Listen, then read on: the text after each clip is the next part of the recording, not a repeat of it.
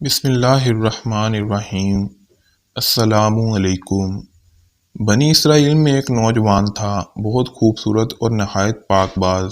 وہ نوجوان ٹوپیاں اور ٹوکریاں بنا کر بیچتا تھا۔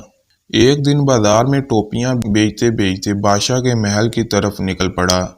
محل میں ایک حسین شہزادی کی اس پر نظر پڑی تو اس نے اپنی خادمہ کو بھیج کر اس نوجوان کو بلا لیا۔ نوجوان نے سمجھا کہ شاید شہزادی صاحبہ نے کچھ خریدنا ہے۔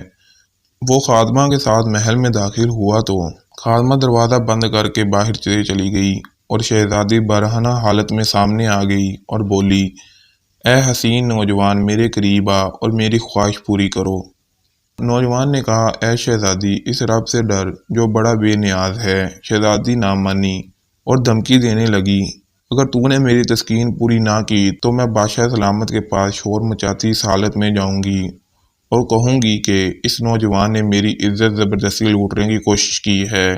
اب نوجوان بڑا پریشان ہوا اور کچھ سوچ کر بولا، اچھا، مجھے نہانے کی اجازت دی جائے تاکہ میں صاف ستھرا ہو جاؤں۔ شہزادی بولی، ٹھیک ہے، پر یہاں نہیں نہانا تم نے، کیونکہ تم بھاگ جاؤ گے۔ تم اس خادمہ کے ساتھ 40 فٹ اوپر محل کی چھت پر جا کر نہاؤ۔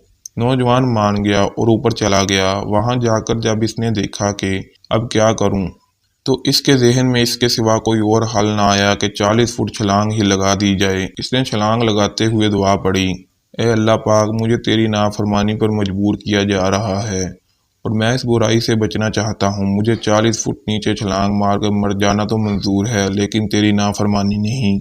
یہ کہہ کر نوجوان نے چھلانگ مار دی۔ اس وقت ایک فرشتے کو اللہ تعالیٰ سے حکم جاری ہوا کہ جاؤ اس نوجوان کو بچاؤ۔ فرشتے نے اس نوجوان کو اپنے پروں میں سما لیا اور آرام سے نیچے اتار لیا۔ نوجوان بڑا خوش ہوا اور اسی وقت شکرانے کے نفل ادا کیے اور بارگاہ الہی میں عرض کی کہ مولا، تو چاہے تو مجھے اپنے اس کام سے بے نیاز کروا سکتا ہے۔ اے رب، مجھے تو کچھ عنایت کرتا ہے، میں آرام سے بیٹھ کر کھا بھی سکوں اور تیری عبادت بھی کر سکوں۔